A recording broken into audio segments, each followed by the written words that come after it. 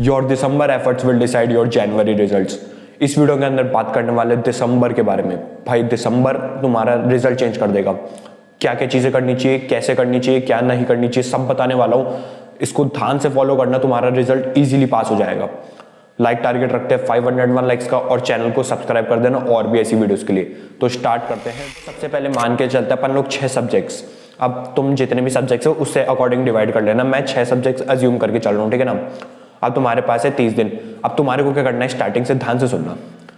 30 दिन है, 6 सब्जेक्ट, कितने हुए 5 डेज पर सब्जेक्ट। वो तुम कितने भी डेज ले सकते हो। अब तुम्हारे को क्या करना है, एक सब्जेक्ट को पकड़ो और उसको पूरा कंप्लीट कर लो। मतलब 3 दिन लो। जैसे एक चैप्टर, मतलब एक सब्जेक्ट के अंदर 10 चैप्टर है, तो 3 दिन लो और उसको पूरा अच्छे से कंप्लीट कर लो। वो उसमें क्या करना है, 3 दिन सिर्फ वही सब्जेक्ट में डिटेल में जितने चैप्टर है सारे पढ़ लो। 10 चैप्टर आराम से तुम्हारे हो जाएंगे, क्योंकि तुमने पहले भी खूब पढ़ रखा होगा और थोड़ा सा सिलेबस बचा भी है, तो भी कोई प्रॉब्लम की बात नहीं है, ठीक है ना। 3 दिन बहुत सफिशिएंट रहेंगे। सुबह से लेकर पूरी रात तक तुम्हारे को पूरा टाइम मिलने वाला है। तो 3 दिन के अंदर सिर्फ एक सब्जेक्ट को पकड़ो, फिर अगले 3 दिन के अंदर एक सब्जेक्ट को। अब तुम्हारा रहेगा कि यार मैंने तो सुना है 2 सब्जेक्ट पढ़ने चाहिए, एक दिन में 3 सब्जेक्ट पढ़ने चाहिए अलग अलग। तो देखो क्या होगा, अगर मान लो तुम सिर्फ एक सब्जेक्ट पढ़ते हो ना 3 दिन के लिए, तो क्या होगा, तुम सारे चैप्टर एक बार में पढ़ रहे हो। इससे क्या होगा, तुमने चैप्टर 1 पढ़ा, 2 पढ़ा। अब क्या है, एक सब्जेक्ट है, उसके अंदर सारे चैप्टर है ना आपस में इंटरकनेक्टेड होते हैं, उनके कॉन्सेप्ट्स इंटर रिलेटेड होते हैं। तो जैसे तुम चैप्टर 7 8 तक पहुंचोगे, तो तुमने अब कल परसों में ही चैप्टर 1 पढ़ा है, तो उससे जो भी रिलेशन होगा वो तुम्हारे को बहुत अच्छे से समझ आ जाएगा। इसका ये बेनिफिट रहेगा। लेकिन इसके अंदर भी एक और चीज आती है। मान लो तुमने एक सब्जेक्ट 3 दिनों के अंदर कर लिया, अब तुम दूसरा सब्जेक्ट करने का वो तुमने 3 दिनों के अंदर कर लिया। इसके अंदर सबसे बड़ी मिस्टेक आती है, इसलिए तुम पहले वो मत करना, ये करना जो मैं बता रहा हूँ, ठीक है ना। 3 दिन तुमने एक सब्जेक्ट पढ़ा, उसके बाद 3 दिन तुम दूसरा सब्जेक्ट पढ़ने का, उसके बाद एक दिन दो जो पहले सब्जेक्ट पढ़ा उसको रिवाइज करो। फिर तुम तीसरा सब्जेक्ट पढ़ने गए, तीसरे मतलब 3 दिन लगाए, उसके बाद वापस तुम्हारे को सब्जेक्ट 1 और सब्जेक्ट 2 वापस रिवाइज करने।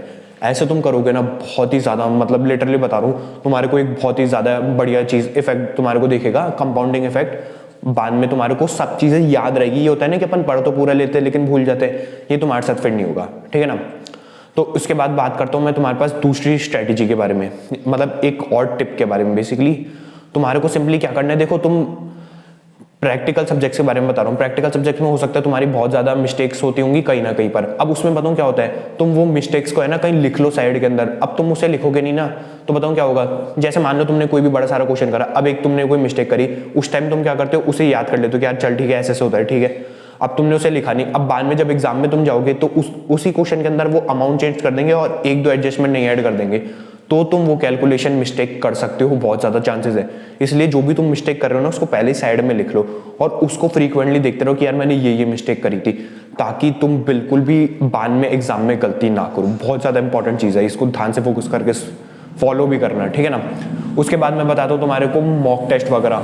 मॉक टेस्ट में देखो सबसे इंपॉर्टेंट चीज मैं तुम्हारे को बताऊँ ना, तुमने कभी भी मतलब तुम सीधा क्वेश्चंस वगैरह करते हो, तुम्हारे को इस बार बताऊं क्या करना है, सजेस्टेड आंसर जो होते हैं, जो आंसर की जो होती है, एक बार जो भी तुम्हारे पेपर्स है, mock test paper, revision test paper, previous year question paper, इनके क्या करना है, जो भी तुम्हारे अटेम्प्ट के, तुम्हारे को क्या करना है, इसकी जो आंसर्स कीज है ना उनको देखना है। 2 चीज अपने पास इसमें भी। प्रैक्टिकल सब्जेक्ट में क्या देखना है, सबसे पहले देखो कि यार क्वेश्चन में वो सबसे पहले अमाउंट का निकाल रहा है, क्या फॉर्मेट्स यूज कर रहा है, तभी तो तुम्हारे को आइडिया लगेगा कि क्वेश्चन का आंसर मेरे को पूरा फ्रेम करके कैसे लिखना है और क्या क्या वो कैलकुलेशन कर रहा है, कहाँ पे वो अमाउंट क्या लिख रहा है, पूरा बेसिकली तुम देख सकते हो, जिससे तुम्हारे को बहुत ज्यादा आइडिया लगेगा फॉर्मेट्स वगैरह का। दूसरी चीज है तुम्हारे थ्योरी सब्जेक्ट, उसके अंदर क्या है, तुम देखो कि उसने आंसर फ्रेम कैसे करा है, पहले उसने क्या लिखा है, बीच में क्या लिखा है, एंड में क्या लिखा है, वो तुम देखोगे, पढ़ोगे, और क्या क्या लैंग्वेज यूज करिए। एक बार आंसर की पे फोकस करो, उनके आंसर्स को पढ़ के समझो कि यार बेसिकली कैसा आंसर आई से प्रेफर कर रहा है मेरे से। इससे तुम्हारे को बहुत ज्यादा आइडिया लगने वाला है, ठीक है। इसके बाद मैं तुम्हारे को बताता हूं एक और टिप, बहुत ही शानदार टिप बताने वाला हूं इस बार। क्या थी चौथी,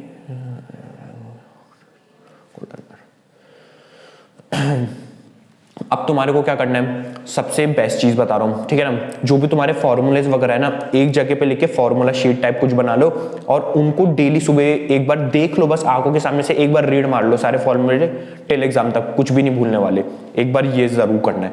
दूसरी चीज है तुम्हारा क्या होता है कि तुमने जैसे ऑडिट वगैरह, तुमने बहुत सारा थ्योरी खूब सारी पढ़ ली, तुमने लॉ ले सकते हो, कुछ भी ले सकते हो, ठीक है ना। तुमने बहुत सारी थ्योरी पढ़ ली, अब बाद में आते समय तुम भूलने लग जाओगे, सिंपल सी चीज है वो। तो इसके लिए बेस्ट चीज़ बता रहा हूँ, सुबह 1 घंटा जिस भी सब्जेक्ट में तुम्हारे को दिक्कत है, जैसे लॉ या ऑडिट जो भी है, उसके नोट्स तुम्हारे को डेली 1 घंटा सुबह टिल एग्जाम्स तक रिवाइज करने ही करने हैं। इसको हैबिट में डाल लो, मजा आ जाएगा। मतलब तुम्हारे को जो तुमने एक सब्जेक्ट मान लो 1 घंटा दे दिया ना टिल एग्जाम तक, वो सब्जेक्ट तो तुम्हारा, उसमें तो तुम बिल्कुल भी फेल नहीं हो सकते।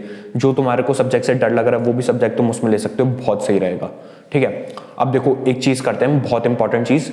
तुम्हारे को क्या करना है, मैनिफेस्टेशन करना है। तुम्हारे कितने नंबर तुम स्कोर करना चाहते हो वो प्रेजेंट टेंस में लिख के जाना, प्रेजेंट, कि I will score in Jan 25 this number in every subject and total.